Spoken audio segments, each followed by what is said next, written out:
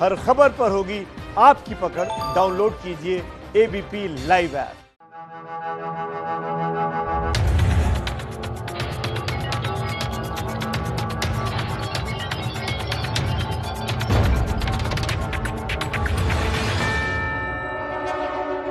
नमस्कार, आप देख रहे हैं एबीपी न्यूज। आपके साथ हूं मैं रोबिका लियाकत। एबीपी न्यूज पर आप सभी का स्वागत है। 5 बजे के सीधा सवाल में एक नए अंदाज में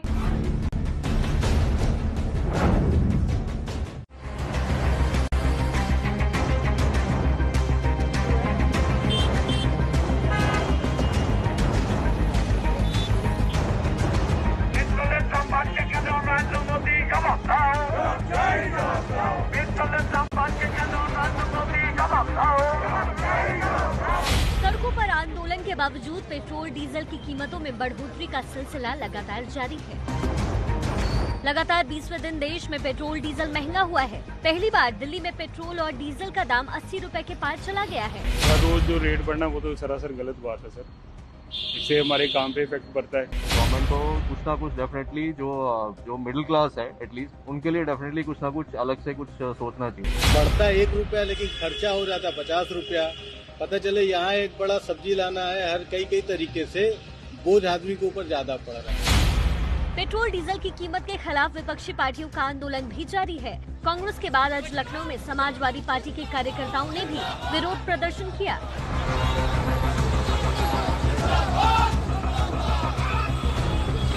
लेकिन राजनीतिक विरोध प्रदर्शनों के बीच अब विपक्षी पार्टियों के निशाने पर फिल्मी सितारे भी आ गए।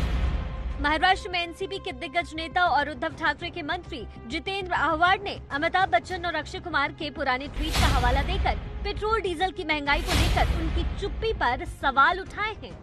मनमोहन सिंह जी का सरकार थी और डीजल और पेट्रोल के दाम बढ़ गए थे, तब अमिताभ बच्चन और अक्षय कुमार खुल के बाहर आके इस बढ़ते हुए दाम के खिलाफ उन्होंने बहुत हंगामा मचाया था, ट्वीट कर दिया था, कुछ बोले थे।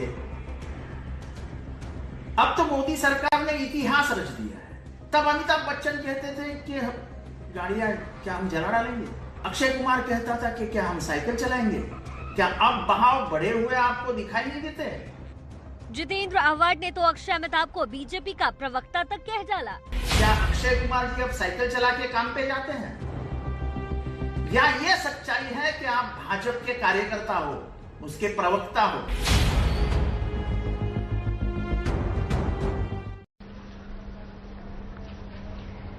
तो आप समझ ही गए हैं कि आज सीधा सवाल किस मसले पर है। देखिए, देश हित की बात होती है। यहाँ पर जो चीज देश के हित में होगी उसके साथ हम खड़े रहेंगे, लेकिन जहां अहित होगा, जहां परेशानी होगी उस आम जनता को, तो सवाल उठाए जाएंगे।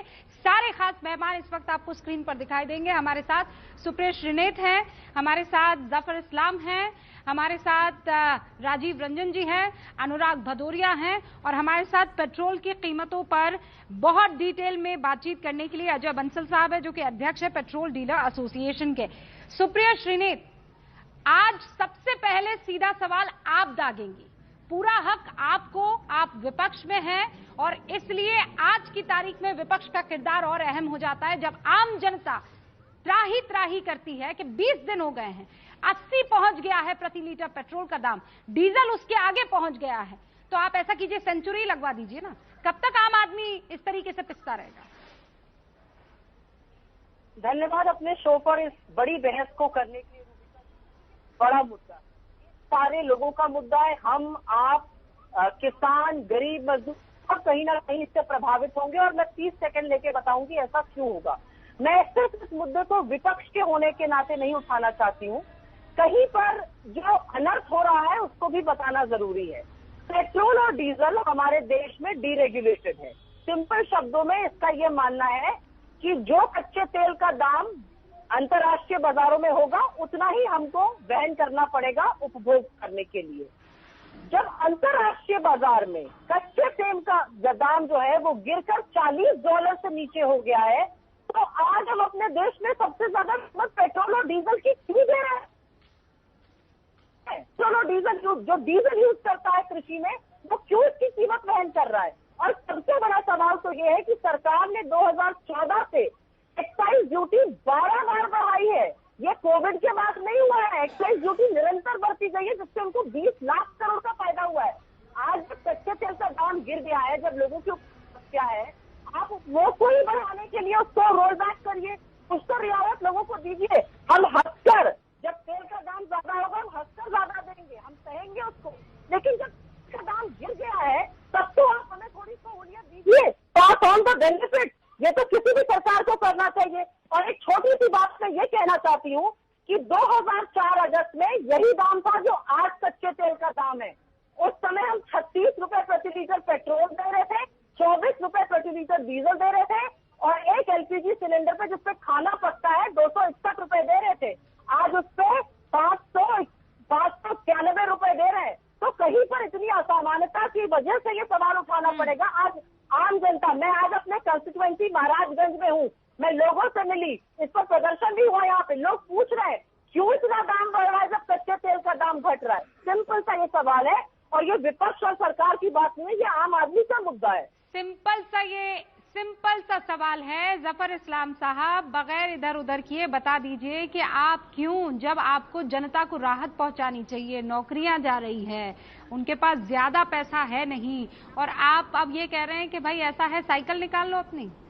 वैसे ये बात पहले अक्षय कुमार किया करते थे, लेकिन आप कहना तो यही चाह रहे हैं। क्यों बढ़ा रहे हैं जब अंतर्राष्ट्रीय बाजार में तेल की कीमतें घट रही हैं? तो देखिए रुबिका जी, जैसे आपने उनको 1 मिनट दिया, 1 मिनट में सारी बात। सबसे पहली बात कि आज जो महामारी का समय है, देश हो या पूरे विश्व में, जिस तरह की महामारी की वजह से इकोनॉमिक एक्टिविटी बंद हो गई है, बिल्कुल ठप हो गया है, और लॉकडाउन की वजह से जो सरकार की आमदनी खत्म हो गई, और एक क्राइसिस का सिचुएशन सिर्फ इंडिया में नहीं पूरी दुनिया में क्राइसिस सिचुएशन है महामारी की वजह से। ऐसे में 2-3 ही विकल्प है। ये मजबूरी है सरकार की, इसलिए कि अगर आपकी जीएसटी सारे रेवेन्यूज के एवेन्यूज बंद हो जाए तो आपके पास जो रेवेन्यू है वो उस रेवेन्यू को कम से कम आप रेज करके, जो गरीब, इसलिए कि सरकार की कई और रिस्पॉन्सिबिलिटीज होती है।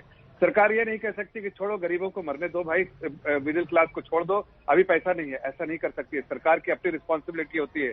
वेलफेयर स्कीम जितनी सरकार ने अनाउंस की, जब 1.7 लाख करोड़ का स्कीम किया लॉकडाउन के बाद, वो पैसा कहाँ से आएगा? फंड तो करना है सरकार को।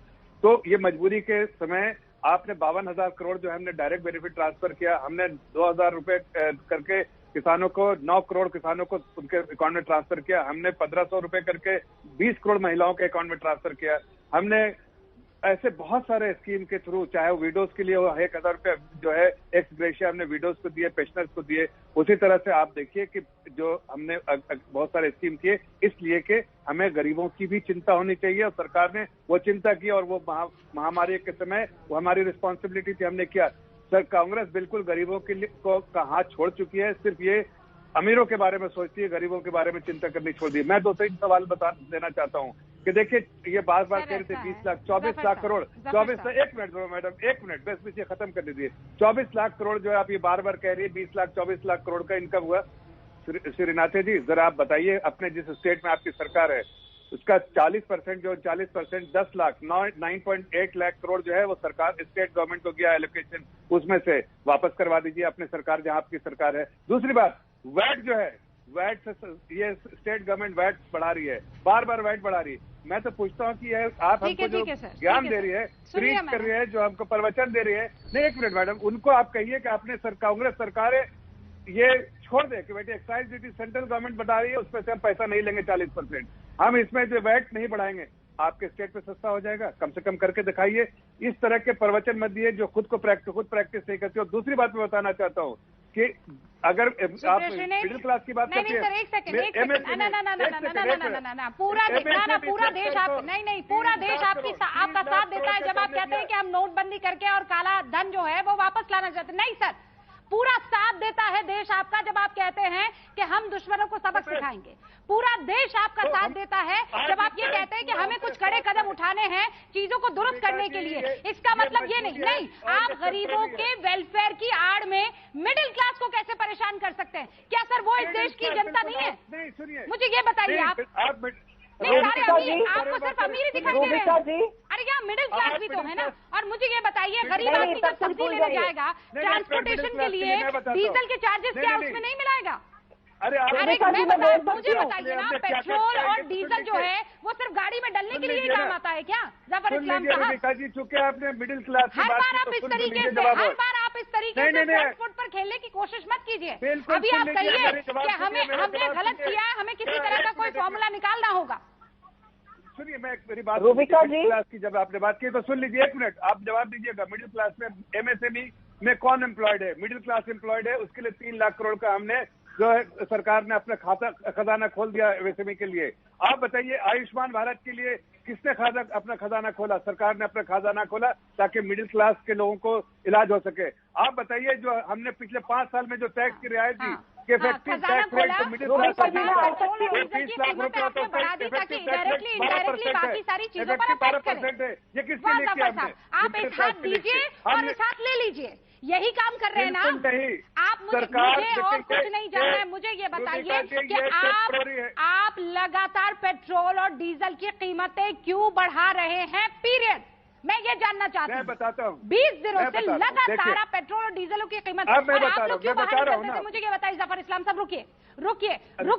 तो फिर यूपीए की सरकार में जब पेट्रोल और डीजल के दाम बढ़ते थे तो आप लोग सड़कों पर क्यों निकलते थे? मुझे ये बताइए, क्या जरूरत थी फिर सड़कों पर निकलने की? हाँ, तो जवाब राजकीय कोष ही बढ़ना था। अरे सुन तो लीजिए, आपने सवाल उठाया, उतारू थे आप लोग। आपने सवाल उठाया, जवाब ले लीजिए। आज आप महंगाई के बारे में बात कर रहे हैं। पिछले 5 साल 6 साल से हमारी सरकार है। आप बताइए कहाँ महंगाई दर कहाँ पर है? डबल डिजिट इन्फ्लेशन था इनके समय में। 10 साल का इफेक्टिव रेट निकालिए, आते जी समझती है, वो इकोनॉमी समझती है। 8.9% हमारे यहाँ 3% का महंगाई दर है। मिडिल क्लास का हमने पूरा ख्याल रखा, उनके पेट पे अनुराग भदौरिया का पूरा ध्यान रखा, गरीबों को कोई तकलीफ न हो। सर, आपने मिडिल क्लास का कैसे ख्याल रखा? आपने बता दीजिए, अरे पेट्रोल और डीजलों की कीमतें बढ़ाकर। अच्छा रूबिका जी, मुझे बोलने दीजिए, छोड़िए ना, वो बोलते रहेंगे, उनको तो बोलना ही है बकर बकर, क्या मतलब उनके कुछ सुने। देखिए, मैं आपको बता दूं, ये शायद भूल गए हैं, मैं इनको आईना दिखाना चाहता हूं। किसान से मैं अपनी बात शुरू करता हूं। मैं इनको किसान से आईना दिखाना चाहता हूं। किसान बुआई, सिंचाई, कुटाई और ढुलाई किससे करता है? सुन लो मेरी बात, सुन लो, चिल्लाओ नहीं जफर। मैंने आपको बोला बुआई, सिंचाई, कुटाई, धुलाई, जिसको ढुलाई बोलते हैं। आप अपनी बुआई करता है किससे? उसको अपना ट्रैक्टर यूज करना पड़ता है जिससे वो अपनी बुआई कराता है। फिर सिंचाई करता है किससे? ट्यूबवेल से, उसमें भी डीजल लगता है, ट्यूबवेल लेके आता है। उसके बाद फिर कुटाई किससे करता है? वो अपना किसान थ्रेशर यूज करता है, उसमें भी डीजल लगता है। फिर ढुलाई करता है, फिर ट्रैक्टर लगता है, फिर उसको ट्रॉली लगती है, फिर अपने ढुलाई कराता है। इसके मतलब आप किसान के पेट पे लात मार रहे हो, किसान की आर्थिक स्थिति कमजोर करना चाहते हो। किसान, सुन लीजिए, मैं आपके बीच में नहीं बोला जफर, चुपचाप सुन लीजिए आप। एक तो गरीबों के पेट पे लात मार रहे हैं, ऊपर से यहाँ पे बैठ के टप्पा टप्पर मत कीजिए, तकलीफ होती है। बेकार की बकवास मार रहे हो यहाँ बैठ के, शर्म आनी चाहिए आपको। किसानों के पेट पे लात मारते हो, फिर आके यहाँ दूसरे के बीच में बोलोगे, शर्म आती नहीं है? मैं आपके बीच में बोला क्या? ये संस्कृति आपकी है, ये भारतीय जनता पार्टी की संस्कृति है। मैं आपके बीच में नहीं बोला। किसान के पेट पे लात मार रहे हो, यहाँ क्या क्या हल्ला मचा रहे हो? मिडिल क्लास के पेट पे लात मार रहे हो आप, युवाओं के पेट पे लात मार रहे हो, उनको बेरोजगार कर दिया। आपने नोटबंदी करके लोगों को बेरोजगार किया, आपने लॉकडाउन करके लोगों को बेरोजगार किया, लोगों को परेशान कर दिया। आपने श्रमिक बेचारा हजारों करोड़ आप श्रमिक विरोधी हो। दोनों रुक जाइए, जब जनता की बात होगी तब आप दोनों ऐसे भिड़कर टाइम जाया करेंगे और आपको लगता है मैं होने दूंगी। दोनों की आवाज बताओ, दोनों की आवाज डाउन, दोनों की आवाज डाउन, दोनों की आवाज। अनुराग भदौरिया ना आपको कोई सुन पा रहा है, जफर इस्लाम ना आपको कोई सुन पा रहा है। मैं फिर कह रही हूं, जफर साहब, आपके बीच में कोई कुछ नहीं बोला था, बहुत कायदे से आपकी बात को सुन रहे थे और आपको यह हक दूसरों को देना होगा। लिसनिंग ईयर्स, आपको सुनना होगा। अनुराग भदौरिया अपनी बात पूरी कर दे, उसके बाद आपको काउंटर का पूरा मौका दूंगी मैं। अनुराग भदौरिया की आवाज ऊपर की जाए। अब मैं दोबारा से बोलता हूं, मुझे दोबारा से टाइम दे दीजिएगा। इस व्यक्ति ने मेरा टाइम नुकसान किया। मैं कह रहा हूं कि किसान बुआई, सिंचाई, ढुलाई, बुआई, सिंचाई और उसकी ढुलाई किससे कराता है? वो ट्रैक्टर से, या आपने ट्यूबवेल यूज करते हैं, थ्रेशर यूज करते हैं, इसमें डीजल लगता है। इसके मतलब आप किसान विरोधी हो। किसान की अर्थव्यवस्था आपने कमजोर की, किसान के पेट पे लात मारी। अब किसान की महंगाई बढ़ जाएगी, किसान बेचारा कहां से ये सब काम करेगा? दूसरी बात, आपने जब किसान के ऊपर, किसान के पेट पे लात मारी, इसलिए ये सरकार किसान विरोधी है। दूसरा, आपने श्रमिकों को जिस तरह से पैदल श्रमिक गए हजारों किलोमीटर तक, इसके मतलब 19,000 ट्रेनें खड़ी रही, आप श्रमिक विरोधी हो। फिर आपने युवाओं को बेरोजगार किया, नोटबंदी से बेरोजगार किया, लॉकडाउन के थ्रू आपने बेरोजगार किया, आप युवा विरोधी हो। उसके बाद मध्य वर्ग में जो मध्य वर्ग है वो स्कूटर यूज करता है, मोटरसाइकिल यूज करता है, छोटी कार यूज करता है अपने ऑफिस जाने के लिए, रोजमर्रा की चीजें खरीदने के लिए, आपने उसको भी महंगा कर दिया, पेट्रोल भी। इसके मतलब आप मध्य वर्ग भी विरोधी हो। तो आप किसके साथ खड़े हो देश के? आप खड़े हो कुछ अमीरों के साथ। ये बताइए खुल के, अगर हिम्मत नहीं होती, झिझक आती है तो मैं बोलता हूं अमीरों के साथ खड़े हो। ना आप गरीब के साथ खड़े हो, ना आप श्रमिक के साथ खड़े हो, ना मध्य वर्ग के साथ खड़े हो, ना आप युवा के साथ खड़े हो, आप अमीरों के साथ खड़े हो। और अच्छी बात है आप साइकिल पे चलना चाहते हो, तो आपको हमारी तरफ से बधाई। समाजवादी साइकिल है, चलिए उस पे। और आप कहते थे महंगाई डाइन कह रहे थे, ये महंगाई डाइन की अम्मा खाए जाते हैं। ये जो महंगाई की डाइन अम्मा है, ये इन्होंने ऐसी महंगाई बढ़ाई है 20 दिनों में लगातार पेट्रोल डीजल की कीमत, और डीजल पेट्रोल से ज्यादा हो जाए और उसके बाद भी आके बहस करने टीवी पे आ जाए। ये जनता देख रही है, जनता समझ रही होगी कि आपके चेहरे के पीछे कितना नकाब है, कितना अपने चेहरे को ओढ़ रखा है नकाब से, कि आपने डीजल की कीमत पेट्रोल से कभी इतनी ज्यादा नहीं हुई। जो आपने किसान यूज करता था, बेरोजगार यूज करता था डीजल को, किसान श्रमिक यूज करता था, आपने डीजल की कीमत बढ़ाई है। अनुराग भदौरिया, ठीक है, ठीक है, अब आपका सवाल समझ में आ गया है। जफर साहब 10 सेकंड में जवाब दीजिए और फिर मेरे 2 और मेहमान। मैं ये कहते हैं गरीबों की पार्टी नहीं है। मैं पूछता हूं कि ये 3 महीने का फ्री राशन किसने दिया? हमारी सरकार ने दिया। जो फ्री जो गैस कनेक्शन और फिर रिफिल भी किसने दिया? हमने दिया। हमने बताया, हमने 2-2 हजार रुपए किसानों के अकाउंट में डाला। किसने दिया? हमने किसान को रोजगार देना चाहते हो, सब्सिडी देना चाहते हो। आप पीएम अभी बीच में मत बोलिए, समाजवादी लुटेरे लोग हैं आप लोगों ने सरकारी खजाना लूटा उत्तर प्रदेश में, सबको मालूम है। जब मुलायम सिंह यादव से लेकर पूरा परिवार आप लोगों ने धन लूटा है, किसी समाज के लिए चिंता नहीं की है। इसलिए आप लोग का मुंह तो है नहीं बोलने के लिए। 10 सेकंड बोला था मैंने, 10 सेकंड दे दिया। अनुराग भदौरिया, आपने अपनी जुबान नहीं रखी, आपने अपनी जुबान नहीं रखी, नहीं आपने अपनी जुबान नहीं रखी। आपको अपने शब्दों का मान रखना चाहिए था। आपने क्या कहा था? मैं चुप हो गया। अनुराग भदौरिया, आपने क्या कहा? आप ऐसे लड़ेंगे तो कोई फायदा। आप सुनिए मेरी बात सुनिए। अनुराग भदौरिया, सुनिए मेरी बात। बहुत शानदार बहस हो सकती है, इसमें एक दूसरे पर चीखने की बिल्कुल भी आवश्यकता नहीं। आप जो बात कह रहे हैं उसमें भी ताकत है, और उसका काउंटर करने के लिए हमें थोड़ा वक्त देना होगा। जफर साहब 10 सेकंड, क्योंकि राजीव रंजन जी भी इंतजार कर रहे हैं और बाकी हमारे एक और मेहमान बैठे हुए हैं। जल्दी से अपनी 10 सेकंड में बात कंप्लीट कीजिए। देखिए 81 करोड़ परिवारों को हमने 81 करोड़ लोगों देख लिया, उन्होंने देख लिया है ना। रिफिल किया हमने दिया। 3 महीने का जो है हमने राशन दिया। आप ये बताइए कि हमने फ्री जो है गैस के जो सिलेंडर है फ्री रिफिल किया।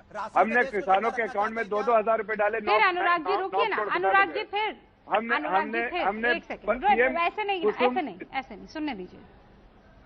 पीएम कुसुम स्कीम के द्वारा 20 लाख फ्री फार्मर्स को हमने जो है पंप कनेक्शन दिया। हमने बहुत सारे ऐसी स्कीम चलाई। 1,70,000 करोड़ का स्कीम हमने सिर्फ गरीबों और marginalised section of the society के लिए। इसके अलावा मैं बता रहा हूँ, उसे नहीं छुपा पाएंगे जफर इस्लाम साहब, मत कोशिश कीजिए। आप मुझे मत कोशिश कीजिए ना, आप 2 गिनाइए कि 20 गिनाइए। मुझे बस ये बताइए, पेट्रोल की कीमत और डीजल की कीमत की बलि आम जनता क्यों चढ़े? आप देशहित कहते हैं, ये देशहित है। क्या तेल की कीमत बढ़ना महंगाई नहीं है? क्या तेल की कीमत बढ़ना महंगाई नहीं है? राजीव रंजन जी, सर रुक जाइए। राजीव रंजन जी प्लीज, जफर साहब, राजीव रंजन जी, क्या तेल की कीमत बढ़ना महंगाई नहीं है? राजीव रंजन जी, दिल पर हाथ रखकर कहिए। आप लोग बेबाकी से जहां विरोध करना होता है करते हैं, आज विरोध का वक्त है। देखिए, एक बात बिल्कुल साफ है, इस बात को कोई नकार नहीं सकता है कि अंतर्राष्ट्रीय बाजार में कच्चे तेल की कीमत और 70% उस पर, चाहे वो सेंट्रल टैक्सेज हो या स्टेट के वैट, उसकी वजह से तेल इतना महंगा मिल रहा है। लोगों की कठिनाइयां बढ़ी। लेकिन मैं एक बात जरूर कहना चाहूंगा, जफर भाई ने आपकी ओर से उस बात की चर्चा की। मैं एक राज्य सरकार जहां हमारी पार्टी की है और हमारे यहाँ 22% के दर से पेट्रोल पर हम वैट ले रहे हैं और 15% हम डीजल पर ले रहे हैं। देश के महाराष्ट्र समेत राजस्थान, पंजाब ऐसे अनेक राज्य हैं जहां कांग्रेस की सरकारें और उनके समर्थन से भी जो सरकारें चल रही हैं, तो क्या उनकी नैतिक जवाबदेही नहीं है कि अगर शोर शराबा और कोहराम कांग्रेस सड़कों पर मचाए, अपने सरकारों को एक प्रतीकात्मक तौर पर भी वैट को लेकर के नीतिगत जो प्रतिबद्धता है वो स्पष्ट करने के लिए अगर ये दबाव बनाती तो मैं समझता हूँ ये ज्यादा बेहतर तरीका हो सकता था। ये सेंटर पर भी दबाव हो सकता था और साथ साथ जो इन राज्यों में जो खोखलापन जो इनका दिखता है कि केवल विरोध के लिए विरोध, उसको भी देश की जनता समझ पाती। लेकिन खेल के इस पूरे खेल में कांग्रेस नीचे से ऊपर तक जहां भी इनकी सरकारें हैं, और ऐसी सरकारें महाराष्ट्र तो देश की आर्थिक राजधानी है, इनके लिए तर्क अगर होगा कि हमारी अर्थव्यवस्था जीएसटी के कलेक्शन पूरे हैं तो निश्चित तौर पर देश के अन्य राज्यों में भी ये कठिनाई है। सभी जगहों पर 40 से 45% जीएसटी का कलेक्शन हो रहा है, तो मुश्किलें हैं। और निश्चित तौर पर जो केंद्रीय करों में राज्यों की हिस्सेदारी है वो 40% जो सेंटर ये टैक्सेस ले रही है उसका भी राज्यों को ही जा रहा है। तो अगर संकट की घड़ी में कोई ईमानदारी बची है केवल सियासत और सियापा करने के, तो इन्हें ये कहना चाहिए कि हमारी सरकारों ने एक ये बड़ा फैसला लिया और अन्य राज्य सरकारें भी इसका अनुकरण करें, केंद्र सरकार भी इसमें पहल करे। अगर ये कर लेती है तब ये बोलेंगी तो निश्चित तौर पर इनकी बात हम लोग सुन पाएंगे। हाँ। तो सुप्रिया जी, आज आपको मौका तो मिल गया, लेकिन ये मौका तो जनता की सेवा का भी था। सिर्फ सवाल उठाने की बजाय आपने ऐसा कोई फैसला क्यों नहीं लिया कि सरकार पर दबाव बन जाता? मुझे इस डिबेट में दुख से ज्यादा हंसी आ रही है, और हंसी इसलिए आ रही है, और मैं तो किसी के डिबेट में बोल नहीं रही, तो सब लोग चुप रहे, मेरी बात सुने 2 मिनट। आप चुप रहिए, आपसे तो सर मैंने आपके बीच में नहीं बोला था ना, तो आप शांत रहिए, आपसे मैं नहीं बात कर रही। हंसी की बात यह है कि भाजपा और उनके अलाइज कब इस माइंडसेट से निकलेंगे कि वो 6 साल से सरकार में है, अब आप ऑपोजिशन में नहीं है, आपको कुछ सवालों के जवाब देने होंगे। रूबिका जी, सब कुछ छोड़ दीजिए। आज आपने अच्छी बात उठाई मिडिल क्लास की, आज बात उठानी चाहिए देश के गरीबों और मिडिल क्लास की। डीजल जब बढ़ेगा तो सब्जी के दाम बढ़ेंगे, बसों के टिकट के दाम बढ़ेंगे। आप बोलते रहेंगे तो मैं चुप हो जाऊंगी, मैं नहीं बोलूंगी। आप बोलिए। एक सेकंड, आप सब एक मैं साथ नहीं मत बोलिए, बोलूंगी। एक साथ मत बोलिए, एक साथ ये कोई तरीका नहीं है। ना मैं आपके साथ बोलने को चुप रही थी, बिल्कुल ऐसी बहस नहीं करूँ। बात पर आती है। एक राजीव जी, मुझे बोलने दीजिए क्योंकि मेरा टर्न था बोलने का। हंसी तो इस बात पर आ रही है ना। हाँ, नहीं वो सबको पता है। मुझे हंसी इस बात पे आ रही है Rubika ji. It's your chance. Let me finish my answer. मैं कह रही हूँ डीजल के दाम किस चीज पर अफेक्ट करेंगे तो सबको पता है। मुझे ये बताइए कि आपकी सरकारों ने क्या किया है अपनी तरफ से, कैसे जनता की सेवा कर दी दामों को घटाकर? मेरे सिर्फ 2 सवाल है जफर भाई से, वो इसका आंसर दे दे, मैं बिल्कुल चुप हो जाऊंगी। ये कोविड के बाद की तो समस्या नहीं है। आप तो 2014 से 41 ड्यूटी बढ़ा रहे थे, 30 रुपए 41 ड्यूटी आप डीजल पे ले रहे हैं, 25 रुपए 41 ड्यूटी पेट्रोल पे ले रहे हैं, तो वो आपने क्यों किया? उसको तो रोड आप कर ही सकते हैं। और दूसरा अंतिम मेरा सवाल है, आपने कॉर्पोरेट इंडिया को 1.5 लाख करोड़ का फायदा दिया कॉर्पोरेट टैक्स करके, और मिडिल क्लास और गरीबों के लिए आप इनडायरेक्ट टैक्स कम नहीं करिएगा। एक नाचो की डब्बी पर और डीजल के 1 लीटर पर रूबिका जी हम आप गली का सम्मान करें देते हैं, इसलिए मैं जवाब लूंगी। ओके सुप्रिया जी, लेकिन मेरे सवाल का अभी भी जवाब नहीं दिया। आई थिंक मुझे नहीं लगता आपके पास इसका जवाब है कि आपकी यानी कांग्रेस शासित राज्यों में कैसे आपने तेल के दामों की कीमतें कम कर दी है, किस तरीके से कर दी है। लेकिन अजय बंसल जी हमारे साथ हैं। सॉरी अजय जी, मैं आपके पास थोड़ा देरी से आ रही हूँ, लेकिन मुझे ये बताइए असल चीज क्या है? कोई ऐसा पेज तो नहीं है जो किसी को समझ में नहीं आ रहा है, वो अंदर की बात जो आप दर्शकों के साथ शेयर करना चाहेंगे? हाँ बिल्कुल, देखिए एक सबसे बड़ा कारण जो है इस पेट्रोलियम सेक्टर का हमारा, कि यहाँ पर सबसे इजी और एक राजस्व यानी कि रेवेन्यू कलेक्शन करने का सबसे आसान और शॉर्ट 100% जो है रिकवरी का एक साधन स्टेट गवर्नमेंट और राज्य जो हमारी सेंट्रल गवर्नमेंट को लगता है, और ये अब नहीं शुरू से ये रहा है। इसीलिए यहाँ पर हमेशा है हंगामा रहा है, कई सालों से और कई दशकों से हमने देखा है कि पेट्रोल के दाम पर हमेशा हंगामा होता है और दाम बढ़ते हैं, और ये होता है। उस दाम के कारण कई बार ये कहा गया कि साहब अब दाम जो है ज्यादा हुए हैं और जीएसटी में लाना चाहिए, और 1 नेशन 1 रेट पूरे हिंदुस्तान में एक दाम होने चाहिए, क्योंकि ये दाम पेट्रोलियम प्रोडक्ट के जो दाम है वो दाम सिर्फ पेट्रोल डलवाने वाले जो हमारे ग्राहक हैं जो वो डलवाने आते हैं तो वो बताते हैं कितनी पीड़ा होती है जब उनको वो देखते हैं कि आज 20 दिन के अंदर 12 रुपए बढ़ गए, या फिर उसके बाद जो है वो धीरे धीरे वो हुआ। केंद्र सरकार ने अपनी एक्साइज को अपने कार्यक्रम डेवलपमेंट के चार्जेस के लिए इसको एडजस्ट कर लिया जब क्रूड के दाम डाउन हुए लॉकडाउन में, क्योंकि अंतर्राष्ट्रीय बाजार में कच्चे तेल की खपत कम हो गई, खत्म हो गई। उसके डाउन होने के कारण केंद्र सरकार ने एक बहुत बड़ा हिस्सा अपने रेवेन्यू अपने उसके लिए करा। लेकिन साथ साथ हमने भी ये सोचा था कि इसको आने वाले टाइम में जब बढ़ेगा, क्योंकि एक नॉर्मल जब डिमांड बढ़ेगी तो नॉर्मल क्रूड नॉर्मल प्राइस पे आना तय था और इसका दाम बढ़ना तय था, तो 10-12 रुपए जो उधर से केंद्र सरकार ने लिए, ऐसे ही राज्य सरकार भी पीछे नहीं रही, वो भी पीछे पीछे चलकर उन्होंने भी बढ़ाया अपना। तो हमारा एक सिर्फ यही था कि अब ये वक्त आ गया है कि सारी पॉलिटिकल पार्टी बैठी है, इसको जीएसटी में लाके वन नेशन वन रेट के तहत इसको एक फिक्स कर दिया जाए, ताकि जब भी कोई आदमी रेवेन्यू बढ़ाना चाहे वो स्टेट आ जाती है, चाहे सेंटर आ जाती है, एक आसान जरिया है उनको लिए, पेट्रोलियम सेक्टर वहां से पैसा इकट्ठा करती है। बगैर वक्त जाया किए सारे मेहमानों से मुझे ये बता दीजिए कि इस परेशानी का हल क्या है। अजय जी, शुरुआत आपसे।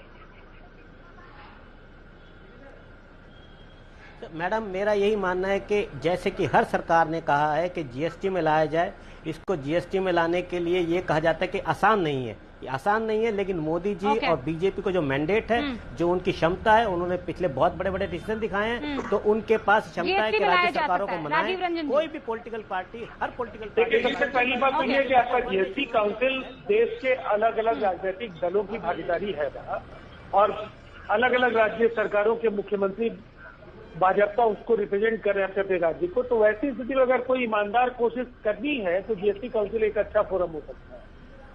हाँ, जीएसटी काउंसिल दो वोट पड़ चुके हैं। अनुराग भदौरिया, हल क्या है?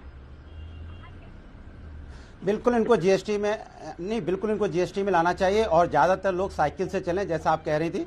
समाजवादी लोग रोड पे वैसे भी संघर्ष कर रहे हैं और भारतीय जनता पार्टी की सरकार अंग्रेजों की तरह उन पे लाठियां बरसा रही है। ऐसे लगता है जैसे चाइना और पाकिस्तान से समाजवादी लोग आए हैं, उनको बेधड़क लाठियों से पीटे जा रहे हैं। Okay, done Anurag ji. सुप्रिया ने मैं सिर्फ सबको आपके माध्यम से दर्शकों को याद दिलाना चाहती हूँ, जब जीएसटी लागू हो रहा था तो एक ही पार्टी कांग्रेस ने कहा था पेट्रोल और डीजल को जीएसटी के अंदर डालिए, तब अनदेखी हुई थी। मुझे ऐसा लगता है कि अब अमीरों से लेके गरीबों के खाते से लेकर अमीरों को, मिडिल क्लास से नोचकर अमीरों को मत दीजिए। अमीरों को आपने इनकम टैक्स रिबेट दी है, अब गरीबों के लिए और मिडिल क्लास के लिए रियायत। रुबिका जी, आप जीएसटी काउंसिल में देखिए, जो अलग अलग पार्टी के मुख्यमंत्री रहते हैं उनकी बात सुनिए।